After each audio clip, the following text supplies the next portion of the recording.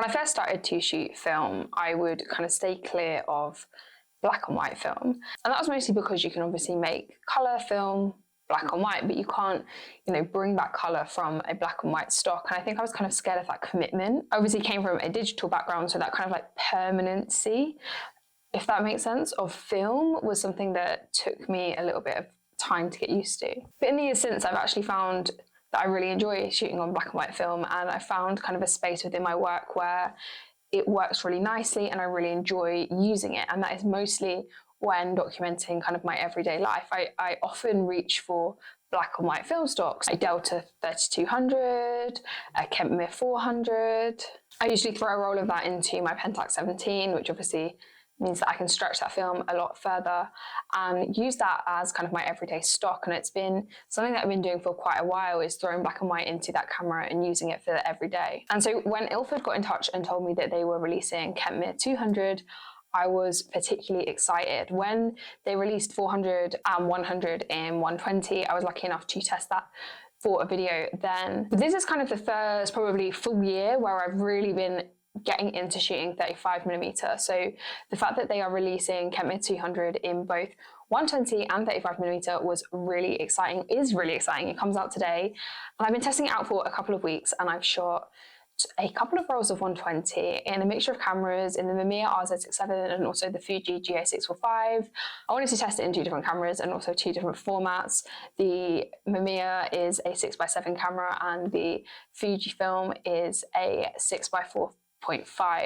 That always feels like a bit of a mouthful. And then for the 35mm, I of course loaded it into my Pentax 17, and some of the photos that I've got with this stock over the last couple of weeks have definitely been my favourite. I think it's really helped that we've had like a lot of sun, a lot of like hard light to play with, and just capturing my everyday with this film stock has been really fun. I've always really liked the contrast in Kentmere films.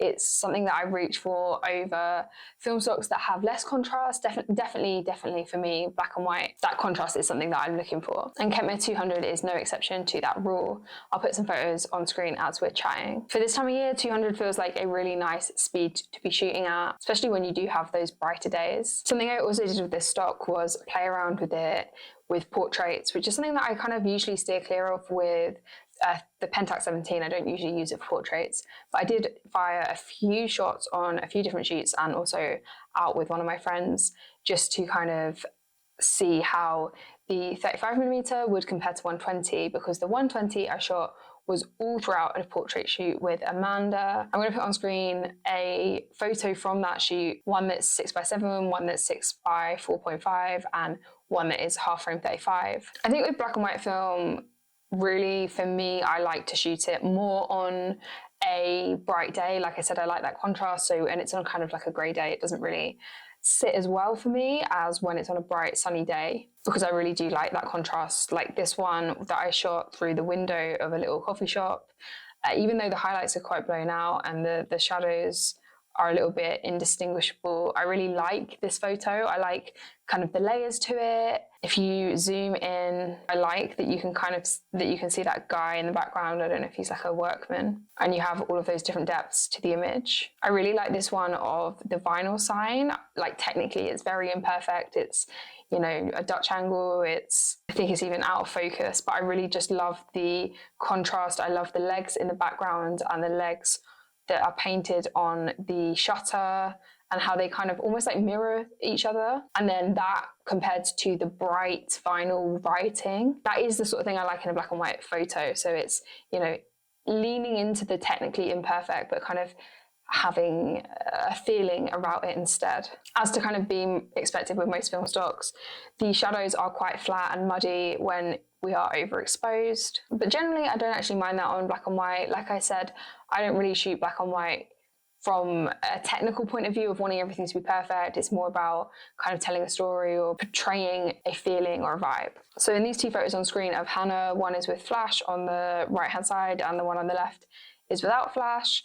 And that kind of muddiness in the shadows where her hair is on the left-hand side, I actually think is much nicer. It kind of draws me into the image a lot more than the flash image. These photos that I took at Osterley House, I'm not a massive fan of. It was quite a bright day, but when I shot these photos in particular, it was kind of getting a bit overcast, and the lighting wasn't great really for this kind of photography. I do think there is quite a nice level of contrast in these images still, but it just doesn't really do it for me, and that's kind of down to me and my photos and not kind of choosing the right scene in the right weather. I really love this photo of the guy on the bike through the window.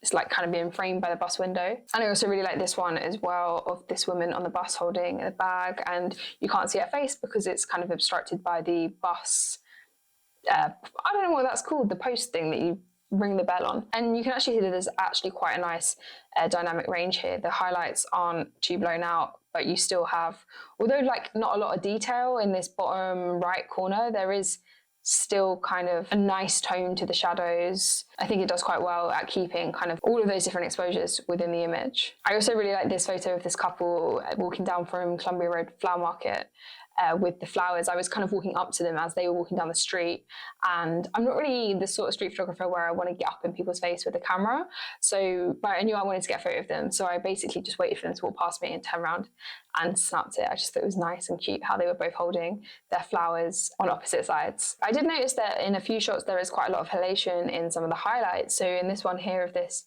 car and the bike next to it, the highlights on the side of the bike are like really blown out. There's like a nice little halation glow, which I didn't really expect actually. It's not something that I see very much in black and white. And in this photo of these couple with the plant on the floor, in the background, those people that have got the white tops on, there's a little bit of halation around them as well. It's not super strong, and I haven't noticed it on all of the images, so it also could be something that's specific to the way I've shot it, or it could even be a smudge on the camera lens, so let's not take that as gospel. I think it's a really nice stock for kind of like storytelling, this kind of documentary work.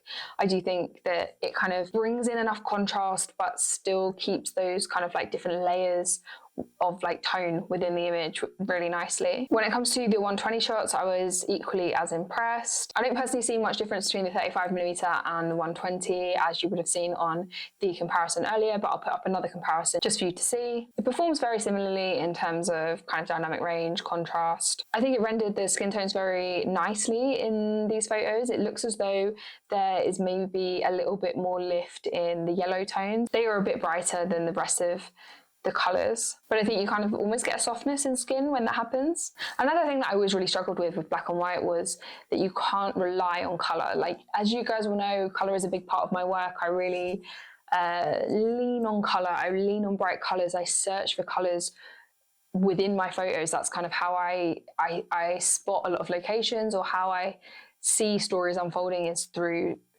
spotting colour. And so taking that element out of my work it kind of forces you more to think about composition, to think about lighting, to think about storytelling, to think about the moment that you're capturing, rather than relying on those colours.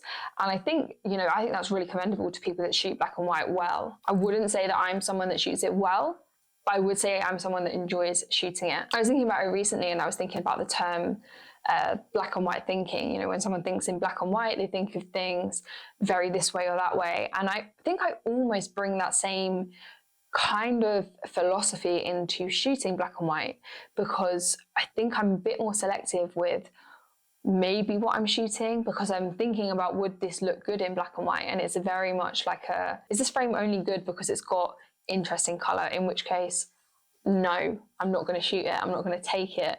I'm going to be a bit more selective with what I'm taking.